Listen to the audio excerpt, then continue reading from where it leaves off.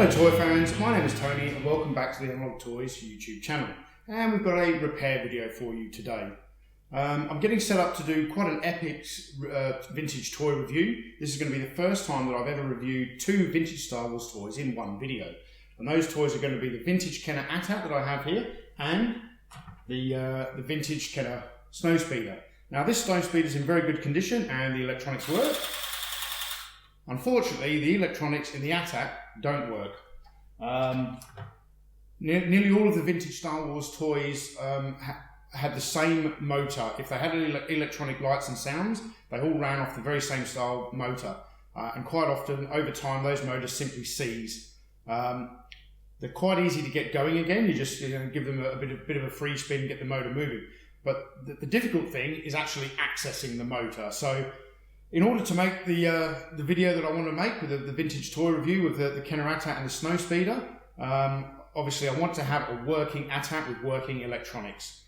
So we're going to crack this baby open today, see if we can get it going, and hopefully if any of you guys out there have a nice vintage ATAT where the electronics don't work, we can give you some tips on how to access the motor and get it fully functional again.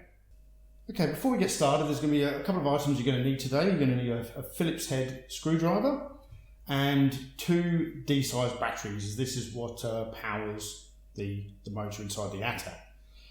So if you open up the door here, and just inside we have the battery compartment. Now sometimes you need a knife or a screwdriver just to lever open the hatch.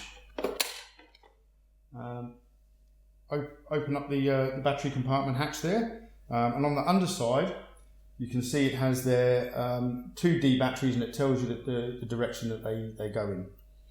So I'm going to put my two D-size batteries in and just see if anything at all is working.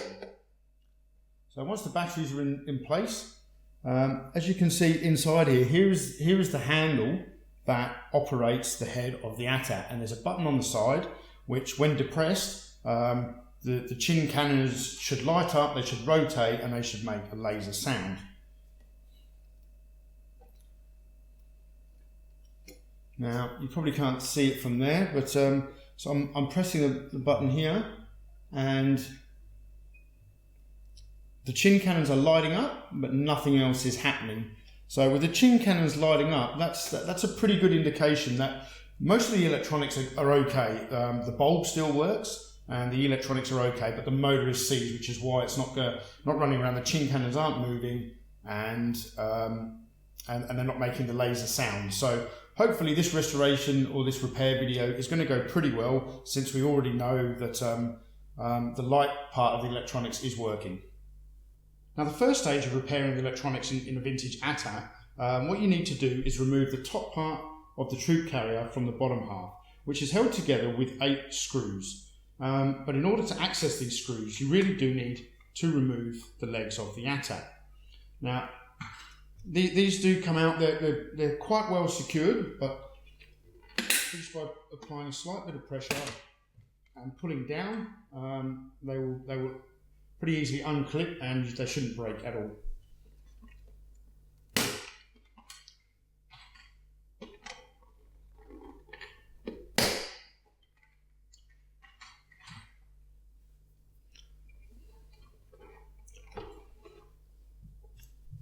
Okay, now once we've got that far, we can then start removing the screws.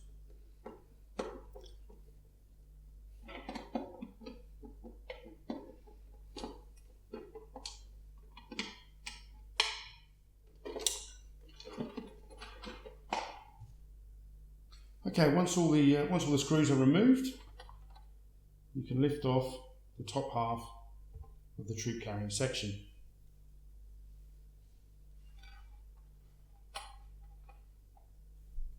Now, before I can actually remove this, I've just realised that there isn't 8 screws in the underneath. There's actually 9 screws. You see right inside here, there's another screw that also needs to be removed to lift the floor off the ATAT. So once we get that last screw out,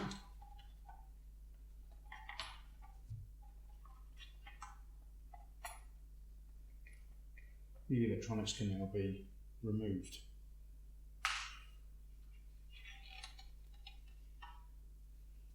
Now, one of the really good things with Kenner Star Wars toys when you're dealing with the electronics is that nearly all of the wires have these very easy to use snap-on connectors. The connector goes onto that tab there, you can just pull apart. So we can pull this apart, pull that one apart.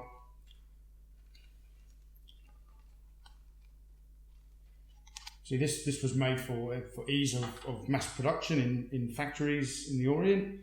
And today when we're repairing them, it makes the job very easy for me. We're not having to solder wires together or anything like that. Okay, now so to access the motor, we need to take the head apart. Now there's quite a few screws involved here. We have 1, 2, 3 at the front, 4, 5 at the back, and then another 2 on the actual pivot point of the ATAT's neck. And just to be safe, I don't want to damage my chin guns. These are quite difficult to replace on the vintage market, so I'm going to remove those before I accidentally break them with my screwdriver. And so now we'll start taking the screws out.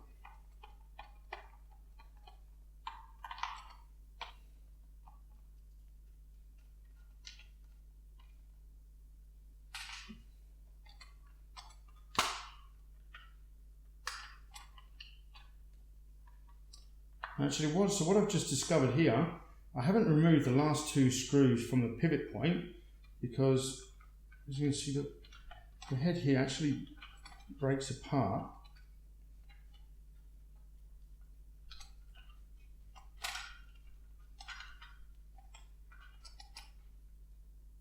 And can be removed like so. Now that's really as far as I need to go. I don't think I need to take this apart. This simply holds the handle and the wires inside. Now to get to the motor down in here, I think this can stay together. So we have another looks like another 3 screws here. 1, 2, 3. Let's get them removed, and I think we can access the motor. And there we have it. There is the classic Kenner motor that is included in pretty much any Star Wars vehicle that had light and sound operation ran off this very same motor. And a lot of the time, the only thing that's wrong with them today, provided you haven't had any batteries and corroded the terminals or anything like that, in that case the restoration is a lot more involved because you have to remove all of that corrosion from the battery terminals, from all the wiring.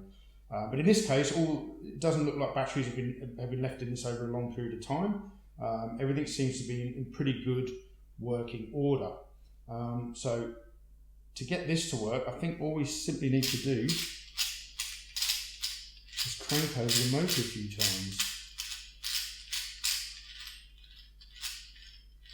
There we have it. So just by simply freeing up the motor a little bit, you can see now I'm pressing the button. And now the chin cannons are working, the laser sound and the lights. And now it's simply a case of reversing the process. We need to start screwing everything back together again. Now, so this was held in with 3 screws. So I'm going to get those replaced.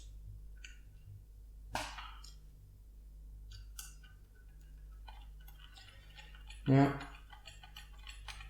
a good tip when doing work, it doesn't matter whether you're working on a vintage ATAT or any other vintage Star Wars toy that had one of these light and sound motors that you're trying to fix, is that whenever you're piecing the toy back together like I'm doing here, I like to do sort of one stage at a time and then double check that the electronics are still working. Because what I've sometimes found with some restorations is you can put a part of it together and sometimes accidentally pinch a wire or crush a wire. What you don't want to do is get the toy fully assembled and then realise you've made a mistake somewhere and the electronics have stopped working. So in this case we seem good to go.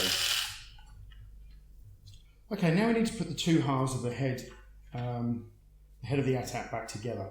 Now this can be a little bit fiddly because there's quite a lot of parts, different components that need to be lined up all at once. So pay particular attention, this plastic post here, this must go through the hole in the end of the arm that's attached to the handle that controls the ATAT's head movement. So this plastic post needs to thread through there. This round section of the component here needs to go in the reverse side of this sort of cylinder here. And then the actual driver's compartment needs to slot inside the base. As I said, this can be a little bit fiddly as you're trying to line up 4 different components all at once. Yeah, I think we've got it. And just pay particular attention, you just want to make sure that you don't crush any of these wires when you're piecing together any of these components. So now we want to get the other side on.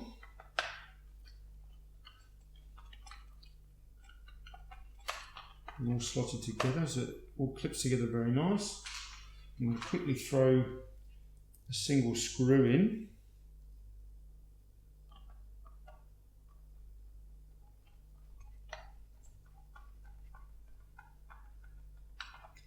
And before I proceed with putting the other screws in, I'm just once again going to double check the electronics are still working. Excellent. Okay, the next stage is I need to replace the top half of the troop carrying compartment onto the body of the ATAT. Now, once again, this can be a little bit fiddly. What I'm going to do first to ensure that I don't lose my batteries is just replace the battery compartment cover. It just clips in place there. Now, the reason getting this on can be a little bit fiddly is because we have this back panel here. There's a locating tab which allows it to sit. Now you can see there I have an exposed wire, so I'm just going to gently push that inside the ATAT so that we don't pinch that as we're putting these components back together. So the tab locates in the bottom, sits up like so. But then what we have to do is the edges of this must slot in to the edges on the ATAT just here.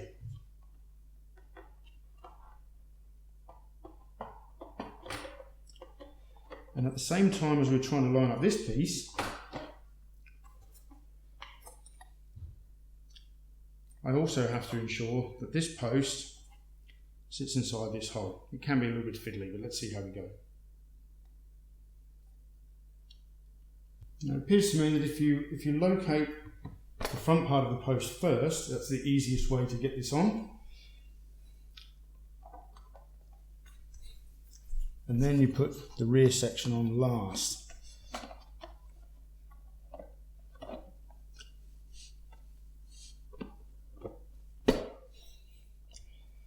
So once you get all the components lined up, I found the best way to screw this back together is actually turn it upside down so that it can't fall apart on you.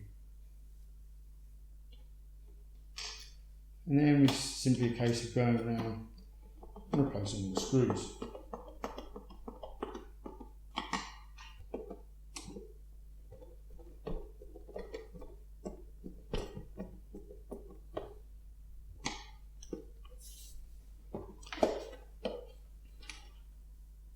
Now all the electronics are now completely encased in the body of the ATAT. Before we go any further, I once again just want to double check that the electronics are still working.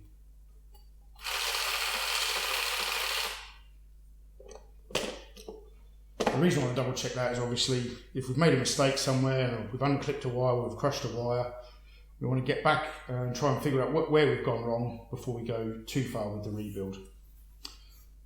So now it's a case of clipping the legs back on.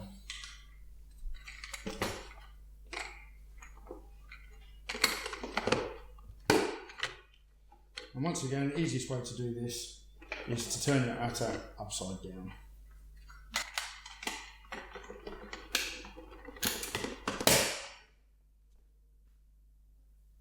And the final stage of the repair is to then just simply replace the chin guns and the canopy cover for the driver's compartment.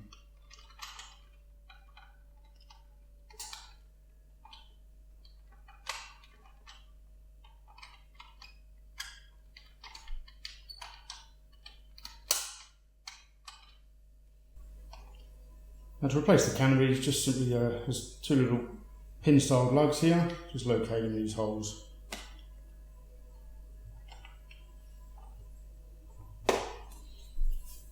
And of course,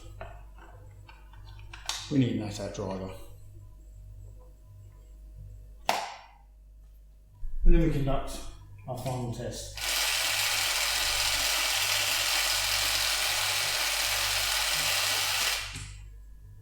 And now we have a fully working vintage Kenner ATAT, one of the best toys that Kenner ever made for the Star Wars range. So thank you all for watching, and look out for the vintage toy review of the Kenner ATAT and the Snowspeeder coming soon.